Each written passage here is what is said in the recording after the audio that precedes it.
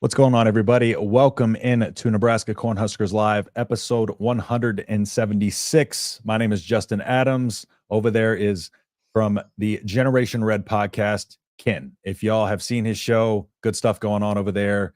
A lot of similar to what we do here. It's a lot of casual conversational stuff. Just sitting around talking Husker football, the best way to do it. Just sitting around talking with the boys, loving the Nebraska Cornhuskers. And that's what we're here to do today. So I'm going to let Ken go ahead and introduce himself, tell us a little bit about his show and a little bit about himself and how he got into the podcasting world and into Husker football. Well, thanks so much, Justin. Number one, for having me on the show tonight. My co-host wanted to be on tonight. He just had a baby back on the 21st. So first-time dad, and mom's struggling a little bit with recovery, so he's having to pick up a lot of the slack. So shout out to you, Scott.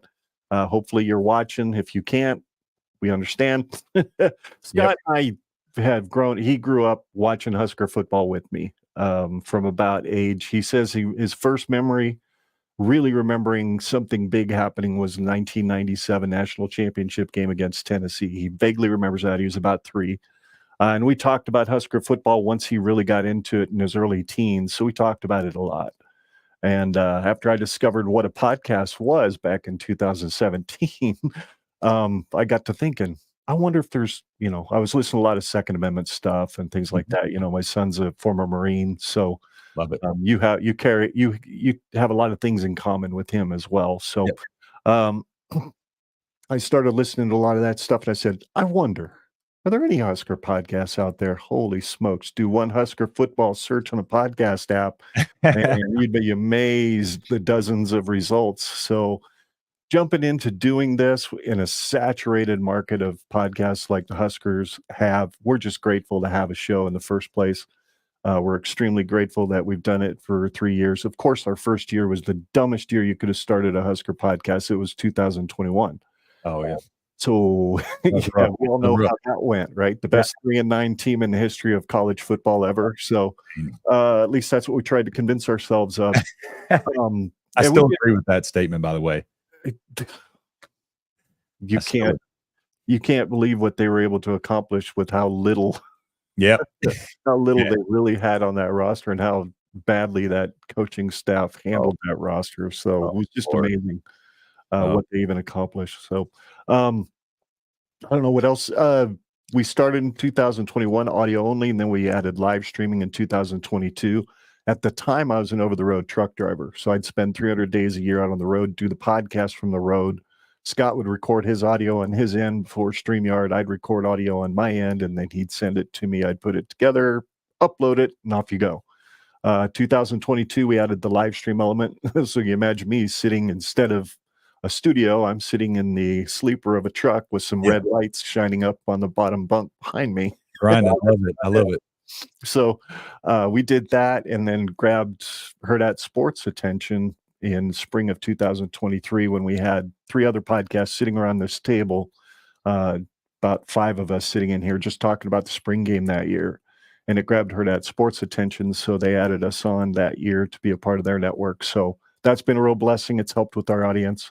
And yeah, like I said, Scott just became a new dad, so we're in the beginning of the second year of Matt Rule, when in his history, that's when things are really birthed, when the culture with the things that he likes to do with the football team really come to fruition.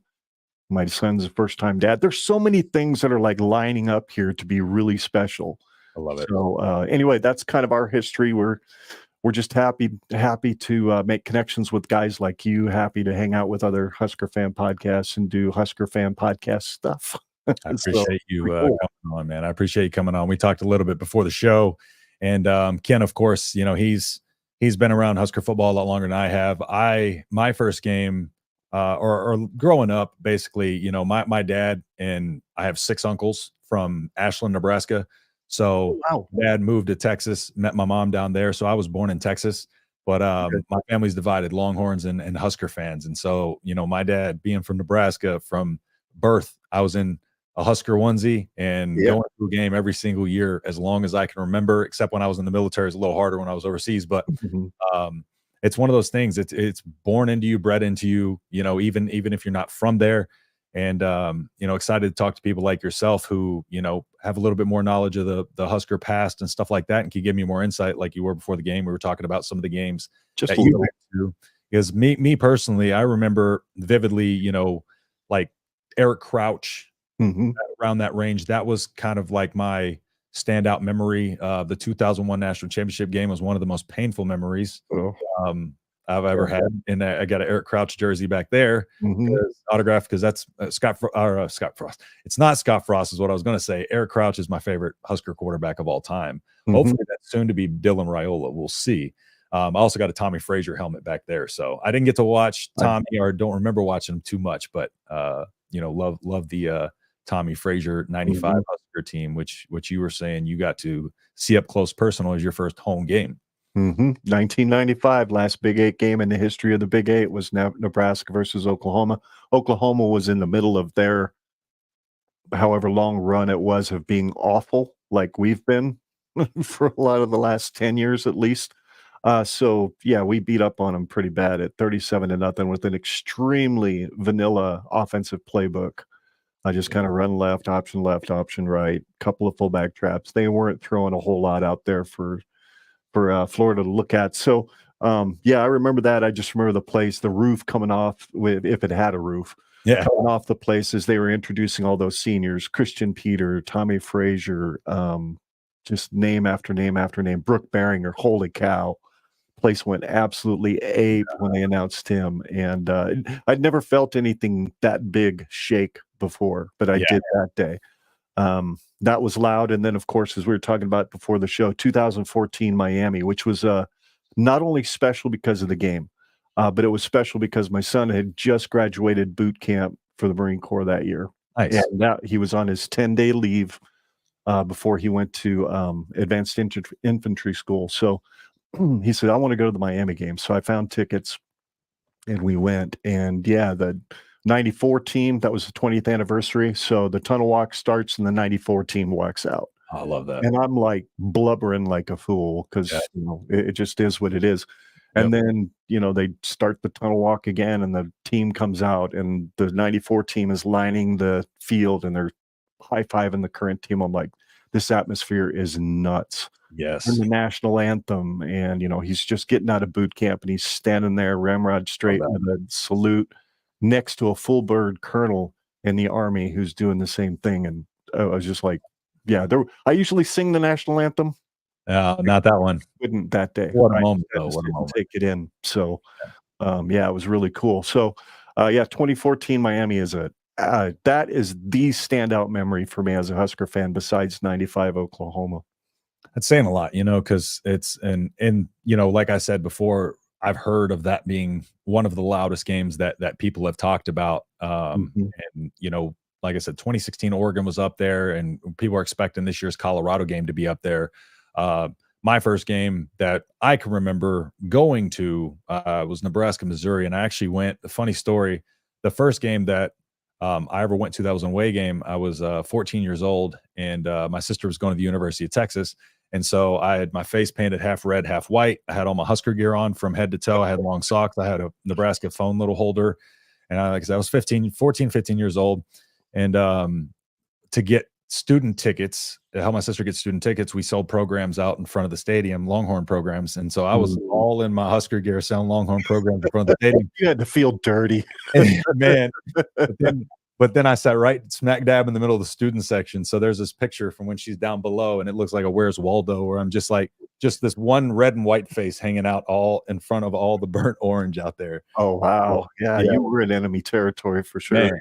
Man, I walked into a store. I was 15 years old. They're like, get the taser. I'm like, hold on. I'm a kid. I was getting flipped off down the road. But man, it's something, it's something special. And I have yet, I want to see a home game. I went to the Michigan game last year. It was my wife's first game to ever go. So I apologize for bringing her to that game. I was like, this is the deadest I've ever heard this stadium in my life. So we knew the slaughter was coming. And that's what sad. It was like an inevitable feeling of, okay, let's see how many points we can keep them from scoring, kind of feel. But I got a ticket from work, so I was like, yeah, I'll go. Nice.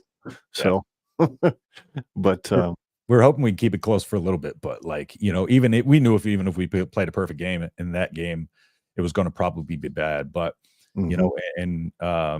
first off, if y'all haven't yet, make sure you slide on over to Generation Red and go over and subscribe to their stuff so you can be up to date. Did you want to tell them what you got coming out very soon over there? Yeah, we've got 2 really cool shows coming up. Number one, on this Sunday, Scott and I are going to go through the schedule for 2024. We're going to give our realistic picks first for the first half of the show, where we kind of come up with score predictions and record prediction from a realistic standpoint. And then we're going to go at it from a roulade standpoint. If we're swilling the extra sweet roulade, this is what we think is going to happen in the season. And they're quite contrasting, at least from my end of the spectrum. It's definitely very much a contrast. But in both scenarios, we go to a bowl game. So that's what I've got on. So that's a sneak peek. And then 2 weeks later, I'm not going to say who's going to be on the show, but let me just say legendary status 90s. Leave it at that. And there's a couple of guests that are coming on that definitely fit those 2 descriptions. So love it. Exciting stuff. So make sure y'all go over there, stay tuned, and stay up to date whenever they have the content coming out. And you leave a like on the stream here. Let us know that you're liking the show, and it really helps us out. So I appreciate everybody joining in. We got Scott in here, Jackson as usual. Jackson's always representing. Scott always representing. Sonny, my co-host on the Big Ten show. What's up, Sonny? You make sure you hit the like button. Like I said, it really helps us out. Yes, it Jackson, does. Let's get this episode to 50 likes. Let's do it. All right. So we'll get into a little bit of kind of, I won't ask too much about game by game predictions, but we recently had, I will start with the time slots. We recently had the time slots come out, and a few primetime games. It's one of those where it's almost like one of those years where it's like Nebraska, a top 25 team. This is how the time slots I feel like would look if Nebraska was a top 25 team. So going through here, good, doesn't it? Doesn't that look good? It looks amazing. Prime time, and even this one, the Big Ten slate week 1 is horrendous in terms of games. Just the week 1 slate in general for the Saturday is not very good. So Nebraska getting the UTEP game there on Fox, that's going to be very, very fun to watch. Dylan Raiola's first game. Husker Online did a little interview with the UTEP head coach. He seems like a really, really good dude. So excited for that game. UTEP, it's going to be an opportunity for Raiola to kind of get out there and work, the kinks and stuff like that, and really, really test his arm and against an, albeit, and no disrespect to UTEP, a lesser opponent in terms of the grand scheme of things. I hate to interrupt you, but Husker Online talks specifically about UTEP and about the fact that they're basically going to be throwing 4 brand new DBs out there to try to defend Dylan Raiola. Thank goodness, right? For a freshman to go up and against an inexperienced group of DBs that haven't played together before. 100%. That definitely bodes well for him figuring out how to get his feet wet in a way that's not too intimidating. So, and that game, instrumentally enough, we're going to be going because I've got cousins visiting from Pennsylvania. They're kind of sort of Penn State fans. Okay. They've always wanted to see what the Nebraska thing is all about. So we're taking them to the game and thinking just maybe we might be able to convert them. So first step, win that game, and then we might be able to convert them. But I exactly feeling pretty good about the UTEP game. But as Nebraska fans in the last few seasons, we can't always be overly confident. But UTEP, we should handle business. Yeah, I sure don't like the line though that they've set. It was 27. Yeah, I got bet up to 27. I think it opened at 24 and it got bet up to 27. And I believe the Colorado game opened at a 6.5 point spread. We got Sonny in here as an Illinois fan. Is it some unwritten rule that Illinois and Nebraska can only play night games? Yeah, I mean, after that game last year where neither team wanted to win, I don't know why they even want us on national TV.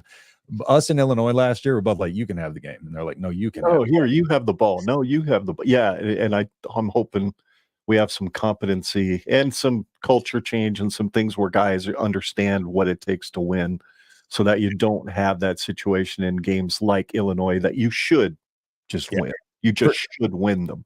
And I know that sounds like Nebraska arrogance, but I don't care. We are still Nebraska. You should beat Illinois almost every year. Yeah, the Illinois and Rutgers game, I would say, are the two games that really kind of are the most physical opponents, and probably, maybe I'm just being a little bit of a hater here, but Colorado does not scare me that much. It's just a me thing. I think if you overturn a roster of 40 players out and 40 players in, it's not really indicative of a development, and then you have to bring those guys in. They have to learn your systems and stuff like that. Whereas in Nebraska, you have a team that returns 77% of their offensive production, 76% on offense, 78% on defense. Yeah. And so to me, that's a recipe. Nebraska opened as a 6.5-point favorite in that Colorado game. And so, primetime slot there, primetime slot against Northern Iowa, primetime against Illinois. And then, of course, the Black Friday game against Iowa. We'll get into that. But, overall, how are you feeling about, just having these games, these slots on primetime? And I know people feel a certain way about Peacock, but like just in general, just, having all these time. I don't remember the last time we've seen a schedule like this where Nebraska has been on the primetime. And it's got to be, like you said, year 2 under Matt Rule, year 1 with Dylan Raiola, and of course these network TV deals help tremendously. But some of these other games later in the season, we might even have more of these flex to a night game too. We may end up having 5 of these. Well, I think I agree with kind of what struck me when I first heard about these slots is exactly what I heard the guys on Husker Online say, and I think it was Sipple who kind of said, this sets up to the point where these networks are thinking something's happening at Nebraska and it's going to be good. So let's feature these guys. Let's let them know that we're giving them the prime spots early in the year because there's a realistic chance that they think, and we think, Nebraska could very well be 4-0 going into that. That's a good point to Purdue. That's a good point. Yeah, because you take a look at this early slate of games, and for all intents and purposes, Nebraska may slip up 1 or 2 of these. You don't know, but there is a likely possibility, and people have been floating around there. They could be 7-0. Now, me personally, I think that in my schedule prediction, I had us drop in the game to Rutgers. Ethan Kaliakmanis for Rutgers, the quarterback, 2-0 against Nebraska. Not the best quarterback, but he's 2-0 versus Nebraska. Rutgers plays a very physical brand of football. And then, he could be riding high off of some of those games. Like I said, Illinois and Rutgers to me are the 2 most physical opponents we'll play in that early slate. Didn't Rutgers return Manon guy to the running back? Isn't he back? I'm pretty sure. Yes. I'm believing the guy's back. And that dude is hard to tackle. Yes. Hard to tackle. A hard runner. Like that team is that New Jersey style of football is just a physical brand of football. And like that's what kept Rutgers in a lot of games last year. You even look at the Michigan game. They were in that game first half, Yeah. And then Michigan, of course, pulled away later. Yeah.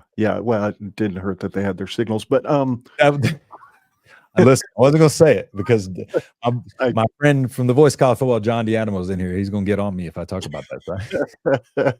Well, I'll say this about the Rutgers game. That's the first game on the schedule that I look at and I go, whoo. Yeah. Ooh, that one's, there's a very good chance. Well, it says 11 a.m., possibly 2:30. I wouldn't be surprised if Nebraska's sitting at 5-0, 6-0, or whatever when they go into that game, that they don't make that an evening game again. Yeah, that wouldn't surprise me in the least. With all the options that they have between Fox and CBS and Big Ten Network and BTN and all that fun stuff. So that game, I'm a little reticent about, to be honest, because they are so physical. We're probably going to be a little bit beat up going into that one. Yeah, it's one of those things where we want to kind of see, you kind of want to see how Dylan Raiola stands up to these physical teams. And when he starts taking some of these licks at the college level, how does he hold into that? He stands in the pocket. We see his high school film. He stands in the pocket, makes strong throws, but the physicality of college football is a little different. So it'd be nice to see those tests, and Rutgers, I'm not going to say they're a bad team, because Rutgers is very good in comparison to what they have been and what people think of Rutgers. I don't think people understand that Rutgers is a lot better than people give them credit for.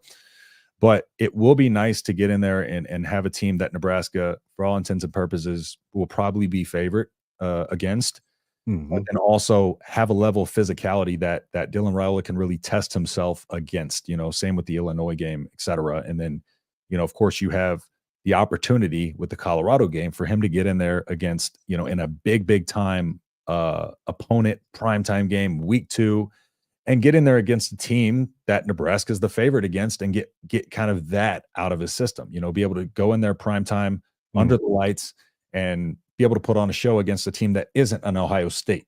Before he gets to a game like that.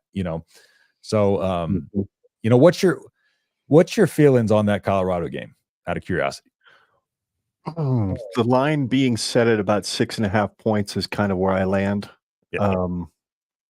I wouldn't be surprised to see a nail biter, which in some ways is a great baptism by fire for a guy like Dylan Raiola. If you get a nail biter and you figure out how to win it in the fourth quarter, man, that's great for a young quarterback. I don't see it being a blowout either way. Yeah, I just don't see that. I'll say this: my Roulade pick is definitely very much sees it as a blowout. Yep. Go look back at 2001 to see what my actual score prediction is. As far as just reverse it. Yeah, I'll give that much away. Okay. But we ain't going to be making no freaking rings and giving them out to the players just because we win that game by that score. So unlike, Coach Gary did, I feel pretty good about it. I really do. I feel good about the fact that, you've got a UTEP ahead of them that they're not going to be easy to beat. Let's be honest. I mean, they've got a new coach. They've got, we're looking at a true freshman, most likely starting this game. Yep. He looks like he's got all of the tools. He just has not seen college defensive bullets flying his direction yet, except the spring game. And that was like patty cake. Correct. Compared to what he's going. Because darn good and well, if UTEP doesn't do it, Colorado's going to bring 5 guys on every play, at least. So they're going to light them up. They're going to do their best to light them up. Do we scheme up some stuff? And Scott and I have said this before on our show, and I'll say this now, and that's the fact that, A, we're not X's and O's experts. Neither one of us have ever played. Neither one of us has ever coached. So we're literally just sit here and run our yappers. Yeah. Without much, quote unquote, official knowledge. So we go gut, we shoot from the hip. We do very little preparation. We just like talking Husker football. So, hey, Moonbot, good to see you, buddy. Yep. He is always on our stream. Hell, he's on everybody's stream, for God's sakes. Moonbot, do you have a life? You really need to get one, brother. You really, really need to get one. Yeah. No, stick with us, man. We don't need you. Huskers are life. Come on. Huskers are life. Yeah, there you go. So, I feel good about it. I feel good about the fact that UTEP's ahead of him. He's going to get a chance to pick apart a secondary that's not very experienced. And like you said earlier, Colorado's going to play the in with one roster, out with the last one because it wasn't good enough for Prime or whatever the blazes his philosophy. I'm not even sure what the heck his philosophy is, except, it wasn't flashy enough. Somebody didn't do their job. Get out of here. The heck with developing you. Yes. We're just going to bring in better dudes. We're just going to get different Louis Vuitton luggage and show off different Lamborghinis to get these guys to come here. It's a lot of flash, a lot of cash. I just don't see much depth. And I don't see him lasting as a head coach of Colorado beyond this year. I think he's auditioning for UFL or the NFL or something. It's just a stepping stone. It's a place he wanted to go to get his boys drafted. 100%. They weren't going to get drafted very high at Jackson State. I don't care how good they played there. Play good at Colorado, you get drafted pretty high. So no, and I know I went all over the place. Sorry about that. No, you're fine. I have ADHD. I'm always all over the place. But it's like sometimes I watch these back and I'm like, holy cow, I said the same thing like 7 times, 8 different ways. So that's not even possible, but I did it. But it's one of those things where it's like he's definitely going to be gone after the season, in my opinion. And that's why I think he is building through the portal, not recruiting, because he doesn't really have to build the foundation. Like he's trying to get players in there. He's trying to get the best players he can to complement his sons. And Shadir's a good quarterback. Like nobody's gonna talk down on Shadur as a quarterback. I think he's a very, very good quarterback. I don't necessarily know about his character. That's a whole different story. But as a quarterback, he's very, very good. And but Colorado just don't have they're building a house of cards, and I think that's all the indication we need to know that Deion's probably out after this season. What's up? Thanks for live. Appreciate you dropping in here, man. Thank you. Moonbot said, I still managed to read 51 books this year so far as well. Huskers reading and work is my life. I love it, man. That's gotta be. Where do you have time to work if you're always watching streams, Bot? I work, man. You gotta have a good job. I mean, like, listen, I'm not gonna lie to you. I'm not there anymore, so I can say this. I used to listen to Nebraska football. I used to watch. This is how I got ready for the season before I did the show. Is I would watch old Husker games on YouTube pretty much the entire offseason, the whole game. I would just sit there and watch them. You know what I'm watching right now? I'm watching all your stinking NCAA football, whatever is for the games for this season with updated rosters. I'm like, why the hell am I doing this? But I'm like, I got to know. What does NCAA football think? The comments get so serious. I'm like, listen, like they like get on to us because it's like this isn't running the right offense or defense. I'm like, it's a simulation. It's just here for fun, guys. Let's just have fun with it, you know? Yeah. But Moonbot's right. Yeah, 100% expect their best shot. So it probably will end up being a close game. But that's what Nebraska needs. We need to start seeing Nebraska win some of these close games and be able to prove that they can win in the fourth quarter. And getting Dalen Raiola to do that in week 2 would be huge, not only for Nebraska, but the national conversation around Nebraska, because we know that's the 800-pound gorilla that's constantly on our back. So, for sure. Yep. So, for sure. It's so annoying to keep losing to those little friggin' stupid, oversized cows out there to the west. It's so annoying. Just so annoying. Get a real cow. I mean, get cows out there. The heck with that fuzzy thing that looks like it lost. It's a genetic defective animal is what it is. Love it. So let's going back to last season now and into the off season. What are some of the things that excite you, about this off season in terms of, some of the portal guys we've got in here? I did a video on Bly Hill. I absolutely love Bly Hill. I hope he gets healthy in time for the season, definitely in time for the Colorado game. Jamal Banks, Isaiah Nair, Dante Dowdle, all of those guys. What do you think Nebraska has done the best job improving upon last season? And what was your thoughts overall in this offseason so far? I love the fact that they've really seemed to improve depth. Yeah. Especially at those skill positions. And you really need a guy in that running back stable that when you get inside the 5-yard line, you don't have to try to throw a little fade pass to the back corner. You don't have to try to find Fedoni inside the 5-yard line. You can hand that thing off to that big dude from Oregon or Gabe Ervin if he's healthy. Shoot, you could have both of those guys lined up in the backfield in the I formation, and then who the hell are they going to defend that's going to get the ball that's going to be looking for contact? Exactly. So I'm excited about the depth in the running back room. I'm really excited about the wide receiver room because we know we have talent before Naor and Banks showed up. We knew there was plenty of talent in that room. What they needed is experience. And they got 2 guys that are just as talented as the rest of them and have a lot of experience that are going to take those guys under their wing. I'm just completely jazzed about the tight end room too. I mean, I'm sorry. I don't care if he wasn't here for spring. Carter Nelson will play. That dude is just too much of a freak athlete. He's too good. I'd love to see him line up at tight end and then split out into a slot spot or whatever. And then who the heck's going to cover him? Yep. Linebacker can't run with him, and a safety can't tackle him. Good luck, defense. Exactly. So I just love the depth. I love the fact that it looks like this offensive line is only going to get better, not only with the guys they have this year, but some of these beasts that they've recruited. Do you see that Landon Davidson? That dude looks like the freaking Hulk, for God's sakes, from Colorado. Now, you got to know, don't you think it's got to bug Prime just a little bit that we got a couple of dudes right out from under his nose that he probably should have been recruiting? But, they know where they can find me. Yeah, he wants them to come over to his house. He doesn't go to their house. That's probably why he's losing recruits. God's Hammer, do you think we'll be 7-0 before Ohio State? I think we're going to drop one in there. I had it predicted that we would drop to Rutgers, like I said before, just because of the physicality. But man, if we go 7-0 in Ohio State, there was a post about Nebraska potentially going 7-0 at Ohio State and getting blown out. If we're 7-0 going in Ohio State, I don't care what that score is. We're bowl eligible at that point, and we're just letting it ride the rest of the way. You got to be happy with that. If you come into Columbus at 7-0, it's going to be a magical season at that point, and that would be another game, potentially primetime right there. So, another question.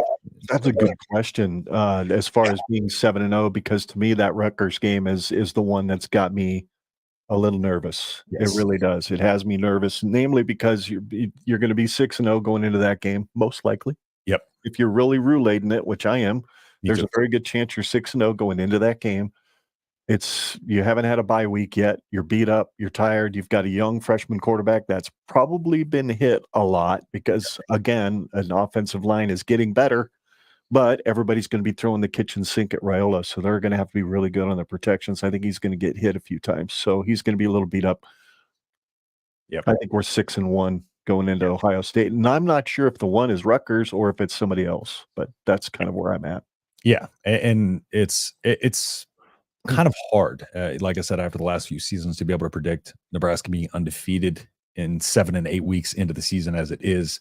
So, I mean, when you're looking at the schedule, there's not a lot of games that you look at and you're like terrified of. So it's going to be one of those teams that we feel as Nebraska fans drinking the Roulade that we should beat, that might not beat. So I had us projected at 8-4. Personally, that was 8-4, 7-5. I think is kind of like my average, but I think 8-4 was where I ended up landing on my schedule prediction. So, another question here from God's Hammer: does anybody know what the walkthrough room actually is? I would actually do not. It is. I think I do have kind of an idea. The walkthrough room is the front end room that when people come, which it's open, from what I understand, it's open to the public. You want to walk in and see the facility. The walkthrough room is what you first see, and it's got this ginormous digital screen in it that shows all kinds of stuff. So, and of course, that's probably the first thing they take the recruits through as well. So it's a pretty immersive, pretty cool experience. As far as what all's in it, I don't know, but I understand that to be the very first impression when you walk into the facility. That would be called the walkthrough room. That's awesome. And looking at these facilities, the more they show them, it's just unbelievable what they've been able to do. They showed the meeting room the other day, and with all the LEDs and the Nebraska on the back. It is a beautiful set of facilities. And what a lot of people, talk about the injuries and stuff we had last year, but with these facilities being so, they put such an emphasis on recovery. I do think that's something that we're not going to see as much of this year. Again, another year in Matt Rule's strength and conditioning program. That was another thing too. He had a little bit of time to get in there and get his strength and conditioning in there, nutrition and all that. But I think this year we can expect to see a lot more health on the team, and also just Matt Rule, the way he's handled injuries, being more conservative about it this offseason. He had some of the guys who were kind of banged up, but still, ready to go. We had your guys like Ramir Johnson, those type of guys, and Gabe Irvin, even when those guys were, able to probably practice and stuff like that, they were still on, being held back because they know what they're capable of. They know what they could do. They're being very conservative with injury management and making sure these guys are ready to go. Which is why I'm unsure about Bly Hill's injury, whether they're going to be really conservative about that, if he's going to be back in time for the season or not. But like I said, I love Bly Hill, so hopefully he can. So I appreciate your insight on that walkthrough room. Now, LSU boys lost yesterday. I have nothing to look forward to until football. Can we skip summer? That's what I'm saying, man. It is a slow drag right here. It says 87 days, 19 hours, 54 minutes, and 57 seconds. So, but who's counting? So that seems like such a drag. Boy, y'all need to get a life. I get it. Dude, I used to I'm have it on so my jaded. I'm so hopeful, but yet I'm hopefully jaded. Let's just put it that way, because I've done the whole countdown crap. I've gone through and I've found everybody's number. Once we reach 99 days, I'm like, we're Terry Keneally days out. And I posted on Facebook or Twitter and all that stuff. I've done that 2 or 3 years in a row. And I'm like, let's just play. Let's just do it, man. I don't need to bring up the hype any more than I need to, because I already got to do this. So that's enough hyping as it is. So. Exactly. I know it's all about engagement, but yeah. know. But man, 90 days, it seems like forever. It's so close, but yet so far away still at the same time. But a lot of exciting stuff to go through this offseason still. So talking about last season again, going back to Jamal Banks and Isaiah Nair, we'll stay on the offensive side just for a second. Yep. Jamal Banks was listed on PFF as top 3 in terms of wide receivers in terms of just catching and ball skills and being able to catch and not drops. And the Isaiah Nair comparison to Jamal Banks what I see them as is, and what I've brought up to people before is it almost reminds me of 2017 D-Hop and Will Fuller. Like, of course, those are extreme examples. When I say that, I'm just talking about the dynamic of the way they play off of each other. Because Jamal Banks, you have a sure-handed guy here who not only is able to, he's not only a big body guy, he knows how to use his size, he knows how to run routes, but he's sure-handed as it gets. And Nebraska has not had that in previous years. Last year, Billy Kemp, Fedoni were our top receiver targets. Fedoni had some issues with drops, but again, Fedoni, he's just getting back. He still had a lot of recovery going through and stuff like that. Right. Now he's got a full offseason ready to go. So I think Thomas Fedoni is going to be just fine. But you got a guy like Jamal Banks in there who's going to be a sure-handed guy that Dylan Raiola can look to. You got an Isaiah Nair who's also a big body guy with good ball skills, but he's fast. He can blaze. He's one of those guys that he can beat you over the top. He's one of those guys you want to get in space. And then you have your guys like your Jalen Lloyds. Jalen Lloyd has gotten a lot better with his route running this season.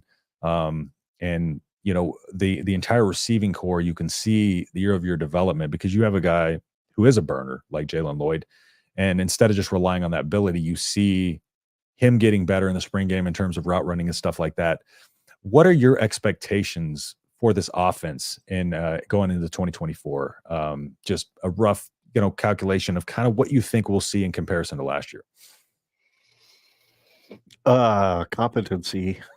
Yeah. That's the first word that comes to mind. That's a word you hear on a lot of Husker podcasts is competency. Mostly, I think, number one, the guy with the headset on who's got the title of quarterback coach is really good at that versus the fact that, Marcus Satterfield was having to do that because the guy that Rule originally wanted didn't take the job.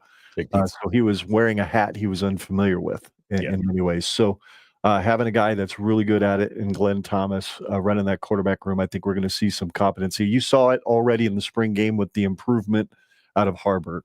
Yes. Decision-making, most notably, I think decision-making will be better. I think when you add guys like Banks and Naor to the mix, it gives a security blanket in some ways that there's two guys, if they're in on the play, that Dylan Raiola can look for immediately, and chances are one of the two is going to be open, especially on third down. To me, that's the big one. Yeah. Who's got the sticky hands on third down? I think that's your Jamal Banks. He's your guy on third down. Isaiah Nair is the guy that when it's 1st and 10 and you've had success running the football on the pass drive, he's the guy that you run play action off of and you run straight down the field with Jalen Lloyd on the other side of the field doing the exact same thing, and the defense can't figure out which one's faster. Because I'm not sure, to be honest with you. Naor runs very fast, but he does not look like he's running fast. Yes. You knew Kenny Bell was running fast. You know that Jalen Lloyd's running fast. You know Malachi's running fast. Naor just glides. He's got that Eric Dickerson, a long strider, just nice soft hands. You throw it over his shoulder, he's going to bring it in. I'm not expecting a 3,000-yard passing season. I'm really not. But I would not be surprised if he came close to what Adrian Martinez did in his first season. And he had a 1,000-yard receiver on his team in Stanley Morgan along with J.D. Spielman. Correct. So you throw that comparison with Naor and Banks, or even if you throw Coleman into the mix, if he really comes along, and Jalen Lloyd, and there's a bunch of other guys in that room.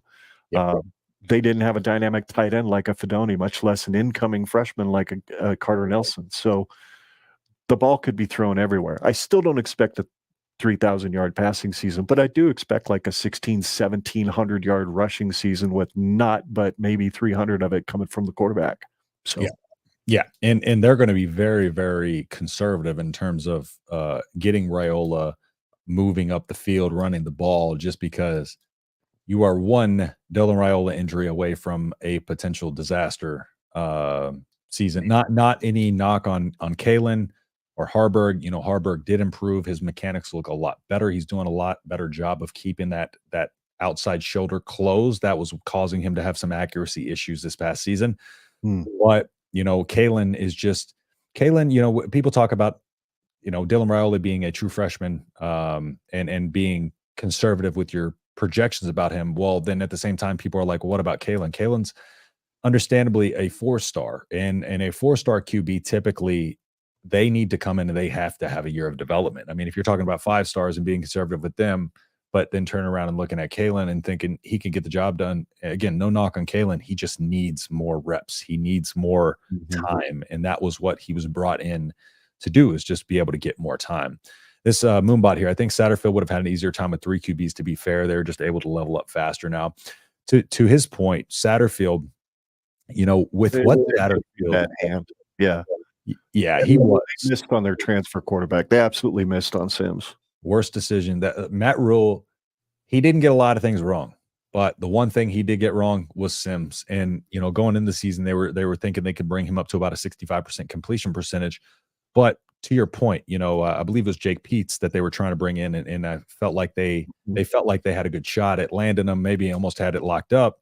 But then all of a sudden they pivot off of that. And then you have Satterfield, who has to not only go in there and coach tight ends, but he has to coach quarterbacks, and he has to be the offensive coordinator and deal with injury upon injury. I mean, your tight end coach that you ended up hiring out of Texas gets busted for DUI, and you had to let him go. So now you've got an analyst running the tight ends room that wasn't originally going to run the tight ends room. It was amazing that Fedoni was as productive as he was, considering there was kind of a ring around the rosy of coaches they had to deal with. So, and I'm sure Satterfield worked with him quite a bit too. So, anyway. But that's what we're going to see from this quarterback room and this tight end room. Like, it's not only going to affect the quarterbacks better, it's good. But Glenn Thomas was a part of Matt Ryan. You know, when he was at Atlanta, he was part of Matt Ryan's 2 of his 3 Pro Bowls were when Glenn Thomas was there. Glenn Thomas does know quarterbacks very, very well. I know people talk about his time with the Steelers, but he was an analyst with the Steelers. He wasn't a quarterback coach there. So just keep that in mind. But I think this year Satterfield is in a much better situation. I do think that having Glenn and Thomas there and having Satterfield there, having a couple minds there to game plan with now is also going to help. But that Satterfield offense, because I've watched film on the old Baylor teams, that wasn't the Satterfield offense that he wanted to run. That was a Satterfield offense that he had to run. He does like to get big and physical, and he does like to power run the ball, but he likes to set up the deep ball. And the deep ball is not something we had. It's something we will introduce this year and have this year. And like we talked about before, we got playmakers now. Now moving over to, did you want to touch on that? Sorry. No, I'm good. I'm good. You said it very well. So sliding over the defensive side of the ball, we can't not talk about the defense because of what they did last year.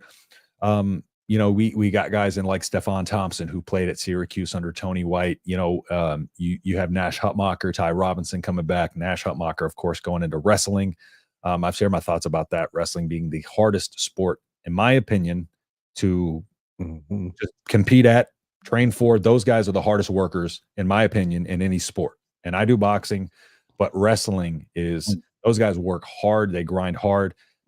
Nash Hutmacher is going to be in amazing shape. Not only that, you learn in wrestling how to use your leverage, how to use your body, and how to balance. So he's going to be much better. What are you most excited for on this defense?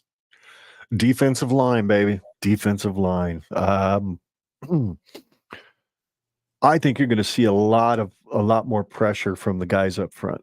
I think you're not going to have to rush as many linebackers to get pressure on the quarterback this year. I think Nash D. Robinmacher is what I call him, the 2-headed monster. Those 2 guys, if they're on the field at the same time, pick your poison. Who do you double? Because you need to double both of them, technically. Yep. Who are you going to double? Both of them are quick as cats. And I think if I remember right, it was a chasing 3 documentary that they did when it was Ty Robinson, and I think maybe Nash was on the same one. I don't remember, but they profiled both of them. Yep. And one of the coaches said something, I think it was Tony White, said something to the effect of, there were numerous times last year that the reason Robinson came back was he knew he was a half step away from either A, affecting a quarterback's throw, B, knocking the ball down, knocking the quarterback down, getting a fumble, getting a strip, whatever. He was just that far away. And he was that far away often enough in the Wisconsin game that he ultimately put it on his shoulders that he couldn't get the job done. And he wasn't ready to go to the NFL until he righted that wrong. Now, you give me 11 guys that feel that same way, and I have a feeling we do have at least 11 guys on that defense that feel that exact same way. Man, yep. There's at least 3 or 4 of them on that defensive line. And I really look forward to seeing what Javen Wright can do this year. Yeah. I'm really looking forward to seeing what who's the other kid on the defensive line? Umama Yellen. Oh, yeah. Umami and Wellen. Freshman, because he's only going to be better, you know, provided that we don't have injuries, which I trust with, like you said, the strength and conditioning, and especially the fueling, the ability that this nutrition staff has to put the right things in these guys' bodies. And if they follow those plans, that helps prevent injuries too. If you're fueling properly, keeping those joints properly lubricated with plenty of water. You can't watch a video without seeing them carry their gallons of water around. So that's a good thing. I should probably do that. I'm old and I'm creaky. I need to lube up these joints a lot more. So I'm too busy drinking NA beer. So sorry. But defensive line, if you want to know the truth, that's, to me, that's where that defense is going to stay good, is on defensive line. I have a question for you, just out of curiosity, because I think it was Husker Online. Forgive me for throwing so much free press at them, but somebody had asked, or no, it was a different show. I'll throw them a free plug. If you ever want to have some fun dudes on this show to talk Husker football, Big Red Junkies is an absolute blast. Those guys are awesome. So they were talking about what ifs and just kind of hypotheticals. And one of the what ifs they said in their last show was, what if it really was just a really bad set of Big Ten offenses that made that defense look that good last year? And what if they're really not as good as we thought they were? And I thought it was an interesting question. Mm-hmm. Me, I don't believe it. No. I don't believe it. I think they are a good defense. They proved that last year against Colorado. Yes. 8 sacks. So yeah, pretty good. I personally, I think it's the defense. Listen, we've had in the past opportunities against, I mean, you look at what Georgia Southern did to Nebraska, you know, and that is a good offensive team in terms of where they are in terms of the echelon of college football. You know, they're not a D1 program, but they're not a good offense in comparison to D1 offenses. I'm a film junkie, like I said, and for me, watching this film, it's all in the schematics that Tony White has. Tony White, you know, the 3-3-5 is what it does is it really it gives you the ability to keep up with these spread fast offenses now. It replaces a defensive lineman with a defensive back. And so that way you get a little bit more speed, a little bit more athleticism. Whereas before, I think we were just always a step behind. I think we're always a step behind. And I think what the 3-3-5 was able to do is it was able to bring the best out of these guys, because we didn't really have necessarily across the board the talent or speed to hang with all of these teams, you know.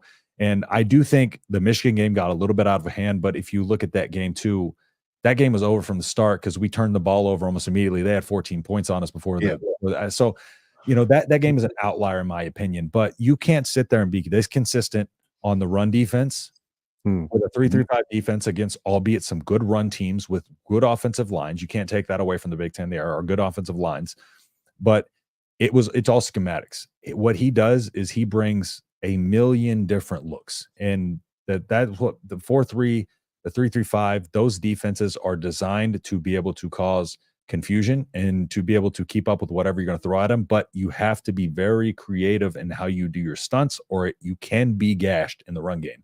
So the fact that not only were we able to, you know, have a top 25 defense, but as good of a run defense as we had in the Big Ten with the 3-3-5, to me, that's great schematics. That is a coach who knows how to play to his defense strengths.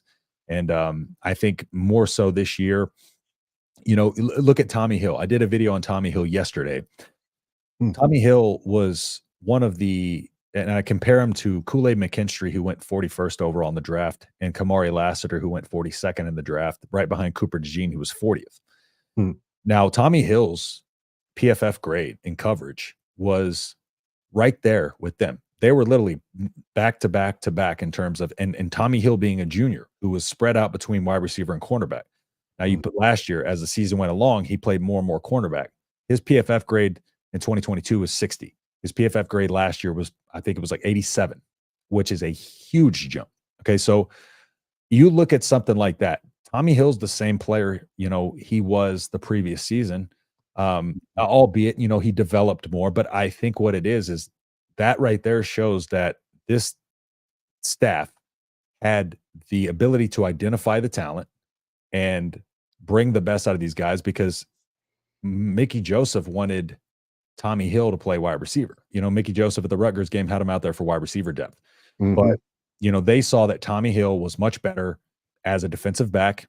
And look what happened. They threw him out there, and now he's going to be the cornerback one. After last season coming into the year, he wasn't even projected to be on the depth chart at the cornerback position most of the year. And now he's a locked and loaded cornerback one of the top coverage guys in the country, and 24/7 has him rated as one of the most underrated players in college football.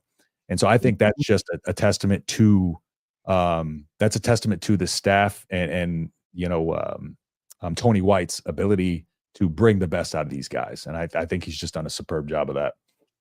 Well, and there's a reason why everybody's coming after Evan Cooper. There's a reason why other teams are probably going to be coming after Terrence Knighton.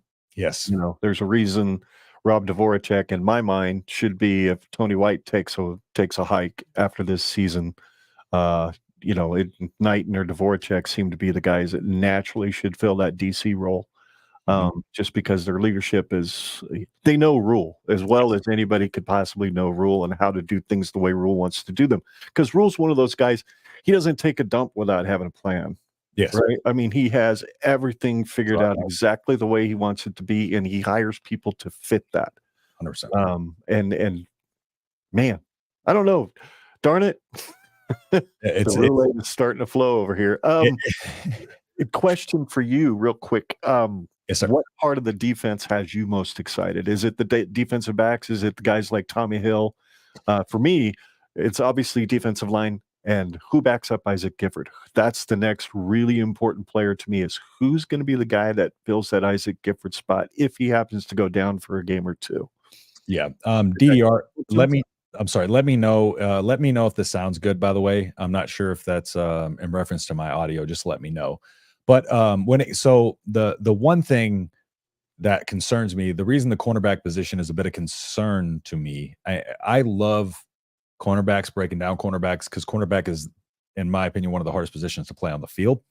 But there's not a lot of depth there. That's my only concern there. In terms of what I'm most excited about, I think it's probably, I don't want to say the defensive line. You already said that. I am excited to see our defensive line, because the defensive line takes the pressure off of everybody behind them.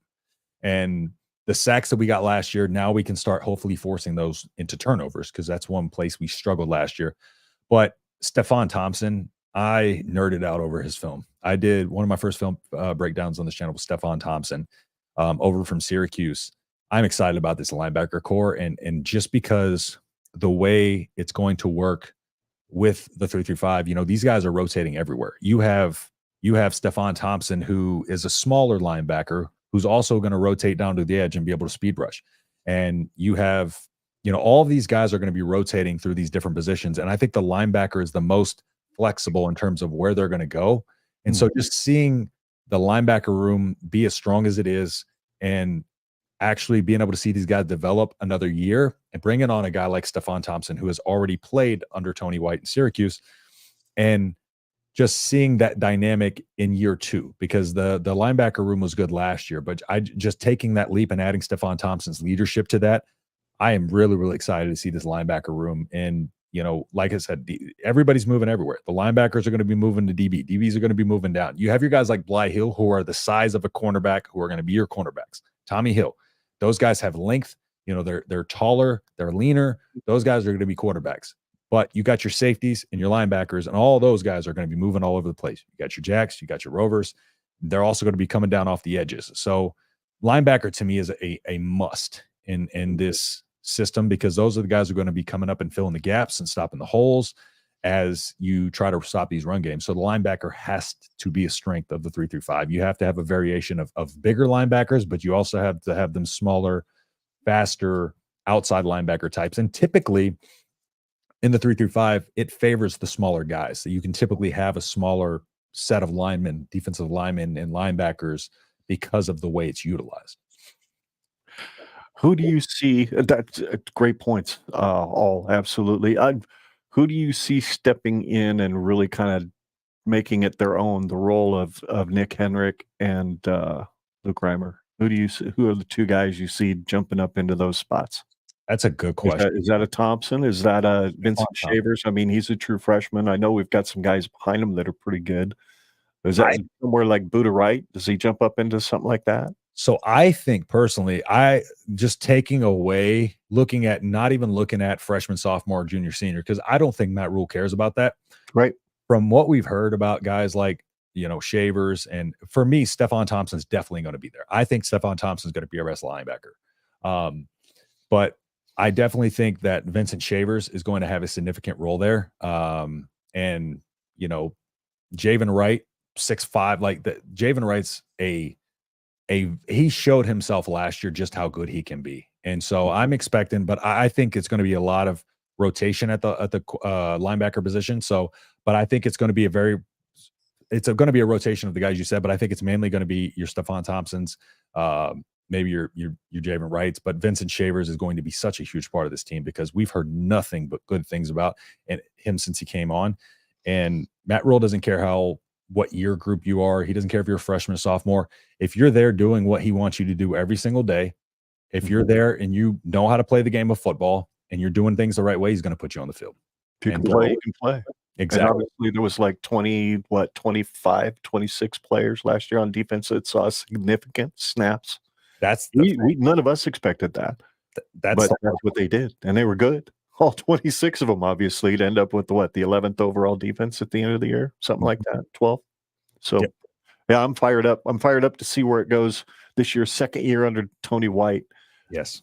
Every team's supposed to make a jump in the second year. That includes the defense. That should include the offense. The Roulade's flowing over on this side of the conversation for sure. The more we talk about it, the more it happens, right? Because, you know, you got Temple 2 wins to 6 wins to 10, and Baylor 10, 7 to 11. Mm-hmm. Yeah, and then the next year when Dave Aranda shows up, they win a Big 12 championship. So, I got special teams. Does that get fixed up? Does Alvano figure it out? Those are the questions that are going through my mind. Are we going to return a freaking punt for love of all things holy? Is there going to be somebody who's not afraid to grab that thing and run with it? Because I know we had Josh Davis and his father Tony from Josh. You probably remember watching Josh play early 2000s, and then Tony was his dad. He played fullback / running back in the 70s, and Josh still holds the record for most return yardage by a Husker. Because he returned it all. And he said, if you fair caught a punt, you had to go talk to coach. He was not a fan of fair catching. He didn't care. The guy was breathing down your back. You caught that punt, you tried to make something happen. So I'm hoping Ed freaking Foley will figure that out. Because the reason I say Ed freaking Foley is a shout out to my buddies at the Husker Cuzcast. Those guys are an absolute hoot too. If you ever get a chance, they're another family show. For sure. And they call him Ed effing Foley. So it's starting to catch on.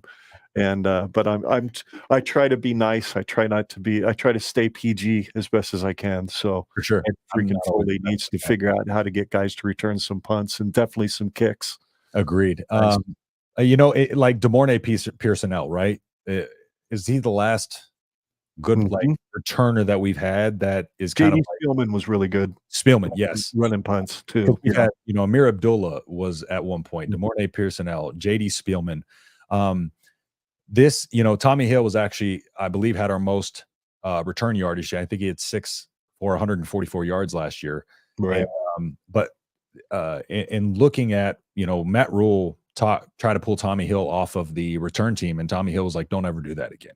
So I think you got guys out there that want to be out there returning kicks. You got guys like Ja'Cory Barney who are very excited about. I think there might have been a little hesitation the year prior. I do think there was a lot of mental blocks in people's head in the turnovers. The turnovers are a very mental game, and I don't think people wanted to be the guy out there delivering the turnover. I think guys were just, focused on making the catch more so than returning. And I think in another year under Rule, I think this team has the physicality, because what they preached all offseason is physical football. And I think at that point, once that's drilled into them enough and they've practiced enough of these punt returns, kick returns under pressure, and those type of things, I think we're going to see more of those. I do think they're going to be smart about it. I think there's probably going to be some kind of rule or variation in there that Rule has. Don't return it if X is within this amount of yards. But I do think that you got to take the yards where you can get them. And if you can, more often than not, if you have a good return man, you're not going to turn the ball over. You're probably going to get some yards out of it. But the whole thing is picking a guy who's got a good decision making, who has good decision making that you trust out there.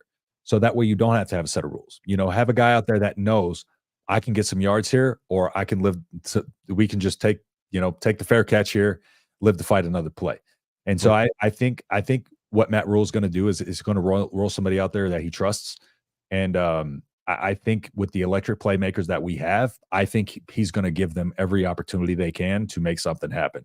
And if you roll the dice, you roll the dice, but you can't have the risk. I mean, you can't have the reward without the risk. And that's something Nebraska needs. We're going to need to be able to return some of these punts. We're going to be able to run some of these kicks back, because that's an element of this team that's been missing. And especially when you're not firing on all cylinders offensively, you need that. And with Tristan Alvano, let's not forget, Tristan Alvano has a leg, right? 5 for 5 in the state championship game, ice in his veins, was able to drill that kick to win it. That hasn't left him. Kicking is very mental. And I do think that I've not given up on Tristan Alvano. I want to see Tristan Alvano out there again. Because the potential's through the roof. It's one of those things. It's like, again, let's see what Matt Rule and staff have done with him working this offseason before we write him off. Because I do see a lot of people saying we need to replace him and all this. It's rare you get a kicker with that kind of leg and that kind of ability. And if you can get him over the mental lapses, and because a lot of what happens when you're thinking about kicking is you don't go on your it's all about muscle memory. You want to take the same process and approach each time you kick that ball. When you're worried about the fan pushback and missing, you start to overthink every single step, every single movement, and that's going to cause you to be tight, and that's what causes you to shank and pull kicks. Yeah. Tristan Alvano's not bad to the point where he's missing 30 yards to the right? He didn't just come out of high school and forget how to kick. He knows how to kick. It's just, can they get his mind right? Can they get, a few of these? And I think the early slate of games is going to help him too, coming out and having some pressure-free kicks, maybe against the UTEP. The Colorado game is going to be a different one. But coming out in these first few weeks and being able to maybe have some non-pressure filled moments and get some of these kicks unders, because I felt like last year a lot of pressure was on him because of the offense being so bad. I don't think people give him that credit, because he was relied upon so much for points because our offense couldn't get any points. And then he was public enemy number one, so that's my take on Alvano. I am 100% confident that, I've given him my confidence until the coaching staff loses confidence in him, because if they're the ones seeing him kick every single day. And so I trust their decision on that. I'm with you on Alvano. I think he figures it out. I do. I really think he figures it out. Yeah, there you go. Moonbot is not one of those who shares your sentiments. I just saw that after I said that. I was like, all right, Moonbot, we're pulling this one up. He probably thinks Tommy Frazier's overrated too. So gotta love Moonbot, man. I'm just kidding, Bot. I'm totally kidding, dude. I understand where he's coming from though, too. For sure. I really do. It's hard when you have a kicker out there who's just missing. Like, it's frustrating, because you look at the guys that we've had, Bleak Rhodes and stuff like that. What was it against under Scott Frost, where we basically had tryouts to see if we could get a kicker. It's frustrating. And it's frustrating to see a guy come that we were so hyped up about and him to not meet guy. be a great story, you know. Just like with everybody else, I believe he deserves an opportunity to grow and develop. Yeah, you miss the Alex Henrys of the world, don't you? Man, you know, you line up for something 50 plus, and you've got a pretty good feeling it's going through. Colorado. Mhm. That game was probably my favorite game that I ever watched. I have the radio call from that memorized, the Alex Henry, because I watched that so many times when he nailed that 57-yarder as a true freshman. That was fun. That was fun. So I think there was one episode that Scott and I did way back in 2022, I believe it was, and that was one of our opening clips we did for a video. It was pretty cool. So magical moment with Sharp's call, because Greg Sharp, it was amazing. He's just radio call. It's on YouTube. I love it. Yep. Prayers out to him and his family as he fights his battle with pancreatic cancer. So Sharpie, we're behind you. Praying for you. We love you, buddy. Get back. We can't wait to see you calling games on Saturdays. So 100%.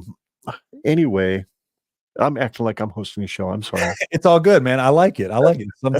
Sometimes I like to have questions come my way too, you know? So it really helps me too. So God's hammer, I agree. Alvana will come through fine. I appreciate it. Someone agrees there with you me. go, bot. Don't piss off God's hammer. You're outnumbered here. So, all right. Well, Ken, we've gone for about an hour and 5. I would love to sit here and I feel like we could talk for 3 hours, man. So we'll for sure. definitely have you back on. And again, just tell the people about your show, where they can find you, what you got coming up. Well, when you get if you want to follow us on social media, it's at GenRedPod. It's right there on the screen. GenRedPod on Facebook, YouTube, Twitter. That's about it. That's the only social media we're on. Generation Red is the search term you want to use in your favorite podcast app, because anytime we live stream, we also upload that audio to a podcast app for those of us who don't like to watch this on a screen. And I don't blame you. And then Generation Red, of course, on YouTube. Anytime we do a show, we'll make sure you ring the bell so that you get notified as soon as we go live. We don't do a whole lot of non-live content yet. We're hoping to. We've just got I want to do some recording from the stadium. That would be really, really cool to do even live through my phone. So, because I've got some really cool wireless lapels that I just bought that are really nice. They sound really good on an iPhone. So, yes, Moonbot, new Chasing 3 is out. I need to be watching that here after I get up. See, look at this. You held me up from seeing Chasing 3, Justin. My bad. So, yeah, Gen Red Pod on all the socials. Generation Red on your favorite podcast app. And then, our next episode is Reality versus Roulade. And then the legends, a couple of legends from one of those 90s teams will be on 2 weeks after that on June 23rd, 7:30 p.m. Central on Sundays. And come the season, we'll be doing it every single Sunday night at 7:30 where we cover the games, all that fun stuff. And then be looking for Justin. He's going to join us one of these days on our show too. So that'll be fun. Dude, this has been an absolute hoot. I appreciate it. And I love running off the cuff.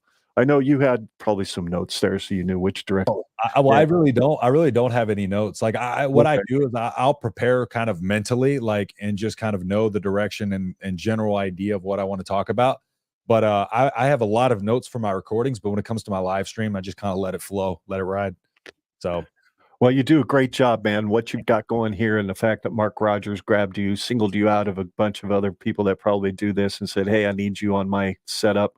That speaks volumes, because Mark's good at what he does, and he brought the right guy on board. So I really appreciate you having me on. This is a pretty cool opportunity, and I can't wait to have you on our show. And maybe we'll hang out one of these days. You get to Lincoln, we'll go see a game. You're going to be in town for Colorado, right? Yes, I will. Yeah. I'll be here too. All right, man. Well, I'll be in touch. We'll have to hang out. Yes, maybe sir. Have you come to the studio. Let's do it. I'm sure we'll be working together between now and then too. So we'll iron out the details. So, all right, brother. All right, Ken. Thank you again. Everybody go check out his stuff over there, and we will see you next time. Peace out, everybody.